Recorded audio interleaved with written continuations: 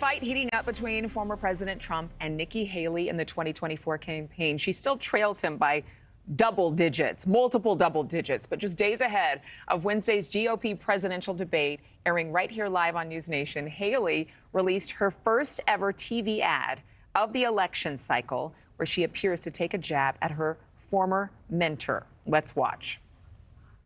A president must have moral clarity and know the difference between good and evil. Today, China, Russia, and Iran are advancing. There's chaos in our streets and college campuses. Our security is threatened at home and abroad.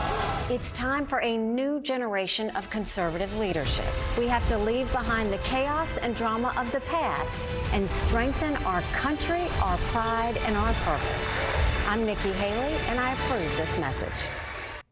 Let's bring in White House columnist for The Hill, Niall Stanage. Oh, Niall, as we've discussed here before in these campaign ads, it's always about what isn't seen or said, isn't it? Yeah, absolutely. And I assume you mean in this case the fact that former President Trump's name is not used, but that idea of leaving behind chaos and drama is a pretty clear jab at him, a throw-in of the elbow, so to speak, rather than a full-on punch. But it is clearly a reference to him. And Nikki Haley trying to, I think, delineate her style of politics from that of the former president, trying to appeal to people who might, yes, want a conservative, but perhaps a calmer or more orthodox or more predictable voice than that of the former president. Well, we've been talking about this major endorsement that Haley netted with the Koch brothers and their network, their super PAC. Clearly, there are a lot of Republicans who want something new, but does this group have a history of selecting a winner?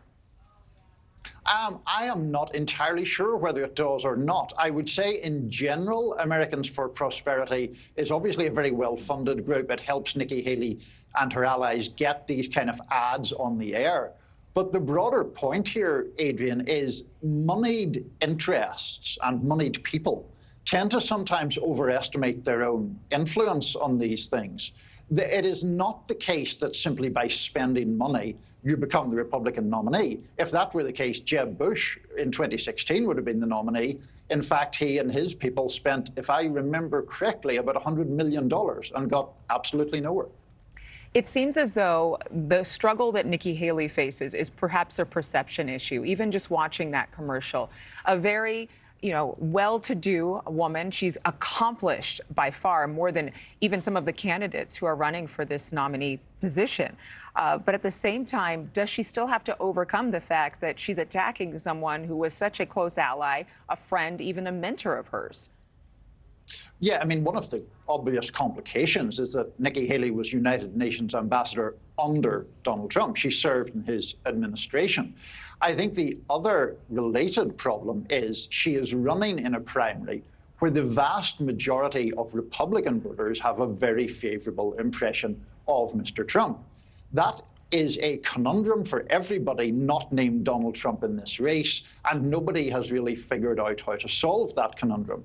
Because if you attack Trump directly, you alienate at least half of the party. And if you don't attack him pretty forcefully, why would people vote for you rather than him? That's the problem, and no one has solved that problem yet. No one has solved that problem, and she is again, wildly successful in her career in politics, but still trailing, I believe, by 30% in some polls. Niall Stanage, thank you again. Thank you for watching. Go to newsnationnow.com to find NewsNation on your television provider, and don't forget to click the red subscribe button below to get more of NewsNation's fact-driven, unbiased coverage.